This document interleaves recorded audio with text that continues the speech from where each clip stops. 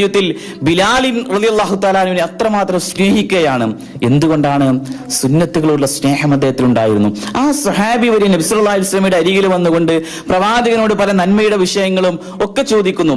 ഒരിക്കൽ സുബി നമസ്കാരം കഴിഞ്ഞ് അദ്ദേഹം ഇങ്ങനെ പോകുമ്പോൾ റസൂൽ സല്ലല്ലാഹു അലൈഹി വസല്ലം അദ്ദേഹത്തെ വിളിച്ചുകൊണ്ട്, അല്ലയോ ബിലാൽ, നിങ്ങൾ ജീവിതത്തിൽ ചെയ്യുന്ന ഏറ്റവും നല്ല സുഹൃതം എന്താണ്, ഏറ്റവും നല്ല നന്മ ഏതാണ് യാ ബിലാൽ എന്ന് വിളിച്ചുകൊണ്ട് അദ്ദേഹത്തോട് ചോദിക്കവേ അദ്ദേഹം പറഞ്ഞ ഒരു വിഷയം, അള്ളാഹുവിന്റെ റസൂലേ, ഞാൻ വുളൂയെ എടുത്തു കഴിഞ്ഞാൽ വുളൂവിന് ശേഷമുള്ള 2 റക്അത്ത് നമസ്കാരം അത് ഞാൻ ഒരിക്കലും ഉപേക്ഷ വരുത്തിയിട്ടില്ല എന്നാണ് അദ്ദേഹം പറയുന്നത്. റസൂൽ സല്ലല്ലാഹു അലൈഹി വസല്ലം പറഞ്ഞത്, നിങ്ങളുടെ ചെരുപ്പിന്റെ അല്ലെങ്കിൽ നിങ്ങളുടെ കാൽപാദങ്ങളുടെ ശബ്ദം വരെ ഞാൻ സ്വർഗത്തിൽ കേട്ടിരിക്കുന്നു ബിലാൽ എന്ന് നബി സല്ലല്ലാഹു അലൈഹി വസല്ലം അദ്ദേഹത്തോട് പറയുകയാണ്. അതുപോലെ തന്നെ പ്രവാചകന്റെ കൂടെ ജീവിച്ചിരുന്ന സഹാബിവര്യന്മാരിൽ പലരും, അബ്ദുല്ലാഹി ഇബ്നു ഉമറിന്റെ പ്രത്യേകത പറയുന്നിടത്ത് ജീവിതത്തിന്റെ മിക്ക മേഖലകളിലും മുത്തബിഉസ് സുന്നത്തിനെ അതുപോലെ പിൻപറ്റിയ ആ വ്യക്തിയെ പലപ്പോഴും ആയിഷ റളിയല്ലാഹു തആല പോലും പറയുന്നത്, റസൂൽ സല്ലല്ലാഹു അലൈഹി വസല്ലമയുടെ ജീവിതം നിങ്ങൾ കാണണമോ, അബ്ദുല്ലാഹി ഇബ്നു ഉമറിലേക്ക് നോക്കിക്കൊള്ളുക. നടത്തത്തിലും ഇരുത്തത്തിലും കിടത്തത്തിലും ഉറക്കത്തിലും ഉണർച്ചയിലും സമീപനങ്ങളിലും സമ്പ്രദായങ്ങളിലും ജീവിത ശൈലികളിലും കച്ചവടത്തെ ആകട്ടെ വ്യവഹാരങ്ങളിലാകട്ടെ യുദ്ധത്തിലാകട്ടെ ഇനിയോ നമസ്കാരങ്ങളിൽ പള്ളിയിലാവട്ടെ എവിടെയായാലും വീട്ടിലായാലും എവിടെയായിരുന്നാലും അതുപോലെ ജീവിതം റസൂലുള്ളാഹി സ്വല്ലല്ലാഹു അലൈഹി വസല്ലമയെ അനുകരിച്ച ഒരു വ്യക്തി.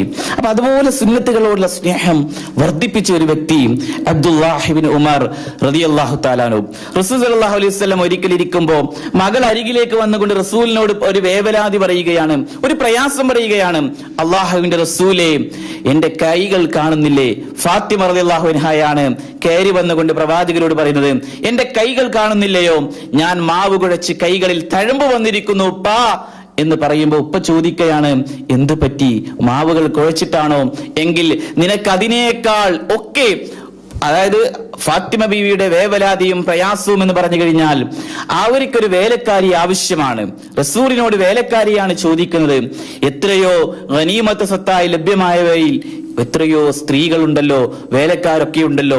ഏതെങ്കിലും ഒരാളെ എന്റെ കൂടെ വീട്ടുജോലിക്കായി പറഞ്ഞയച്ചു എങ്കിൽ എനിക്കത് ആശ്വാസമാകുമെന്ന് പറയുമ്പോൾ റസൂലുള്ളാഹി സ്വല്ലല്ലാഹു അലൈഹി വസല്ലമയുടെ മറുപടി, മോളെ, അതിനേക്കാൾ നിനക്ക് തൃപ്തികരവും മനസ്സിന് സമാധാനവും ആശ്വാസകരവുമായ ഒരു കാര്യം ഞാൻ നിനക്ക് അറിയിച്ചു തരട്ടെയോ?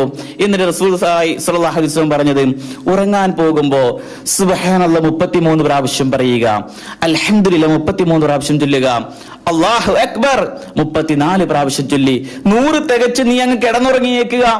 എന്നാലോ നിനക്കൊരു വേലക്കാരിയെ ലഭ്യമാകുന്നതിനേക്കാൾ അതായിരിക്കും ശ്രേഷ്ഠകരം എന്നാണ് മഹാനായ റസൂൽ സല്ലല്ലാഹു അലൈഹി വസല്ലം പറയുന്നത്. അവരൊരിക്കലും അത് ഉപേക്ഷ വരുത്തിയില്ല എന്നതാണ്. മഹാനായ അലി ഇബ്നു അബീ ത്വാലിബ് റളിയല്ലാഹു തആല അൻഹു അതുപോലെ അത് അനുകരിച്ച് മുന്നോട്ട് പോയി. ആ അലി റളിയല്ലാഹു അൻഹുവിനോട് ഒരിക്കൽ ഒരാൾ ചോദിക്കുകയാണ്, നിങ്ങൾ ഇങ്ങനെയൊക്കെ ചൊല്ലുന്നു എന്നറിഞ്ഞല്ലോ, എന്നാൽ സിഫീൻ യുദ്ധം എന്ന ആ യുദ്ധം നടക്കുന്ന സന്ദർഭത്തിൽ പ്രതിസന്ധി ഘട്ടത്തിന്റെ രാത്രിയിൽ നിങ്ങൾ അത് ചൊല്ലാൻ മറന്നുവോ? അതായത് അന്ന് നിങ്ങൾ ചൊല്ലിയിരുന്നുവോ? അദ്ദേഹം പറഞ്ഞു, അന്നും ഞാനത് ചൊല്ലിയിരുന്നു, അന്നും അത് വിട്ടുപോയിട്ടില്ല എന്നതാണ്. അപ്പൊ അവരുടെയൊക്കെ ജീവിതത്തിൽ നന്മയുടെ വശങ്ങൾ വിവിധങ്ങളായ രൂപത്തിൽ വ്യക്തിപരമായ ജീവിതത്തിൽ ക്രോഡീകരിക്കാനും ശേഖരിക്കാനും അതനുസരിച്ചുകൊണ്ട് മുന്നോട്ട് പോകുവാനും അവർക്ക് സാധിച്ചിരുന്നു എന്നതാണ്. അതുകൊണ്ട് ഇവിടെ സൂചിപ്പിക്കുന്നത് ഒരുപാട് വിഷയങ്ങൾ വിശ്വാസികളായ ആളുകളുടെ ജീവിതവുമായി ബന്ധപ്പെട്ടുകൊണ്ട് അവര് സ്വീകരിക്കേണ്ടതും ശേഖരിക്കേണ്ടതുമായ വിവിധങ്ങളായ മാർഗങ്ങളും വ്യത്യസ്തമായ രീതിയിൽ അവര് സ്വീകരിച്ചെടുക്കേണ്ട ഒരുപാട് കാര്യങ്ങൾ റസൂൽ സല്ലല്ലാഹു അലൈഹി വസല്ലമയുടെ ആ ജീവിത ശൈലികളിലൂടെ കടന്നുപോയി കഴിഞ്ഞാൽ അവർ സ്വീകരിക്കേണ്ട ഒരുപാട് വിഷയങ്ങൾ പല കാര്യങ്ങളിലും പല വിഷയങ്ങളിലും ഉണ്ട്. അത് നമ്മൾ ഗ്രഹിക്കുക. പ്രധാനമായിട്ട് നമ്മൾ തൗഹീദ് ഉൾക്കൊണ്ടു.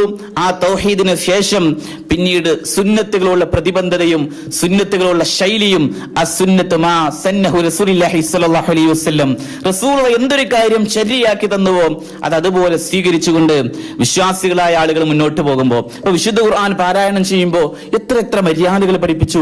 ഖുർആനുമായി ബന്ധപ്പെട്ടുകൊണ്ടുള്ള നിരവധി കാര്യങ്ങൾ നമ്മോട് സൂചിപ്പിക്കപ്പെട്ടിട്ടുണ്ട്. പല വിഷയങ്ങൾ സൂചിപ്പിച്ചിട്ടുണ്ട്. ഖുർആൻ പാരായണം ചെയ്യാൻ തുടങ്ങുന്ന വിശ്വാസി സ്വീകരിക്കേണ്ടത്, ഇനി പാരായണം ചെയ്യുമ്പോൾ തന്നെ ഖുർആനുമായി ബന്ധപ്പെട്ടുകൊണ്ട് ഖുർആനിലെ പ്രത്യേക സൂറത്തുകളുടെ പ്രത്യേകതകൾ പഠിപ്പിച്ചു. ആയത്ത് ആയത്തുകളുടെ പ്രത്യേകതകൾ പഠിപ്പിച്ചു. അതോടൊപ്പം തന്നെ ആയത്തുകളിൽ തന്നെ ഓരോന്ന് ഉറങ്ങുന്ന സമയത്ത്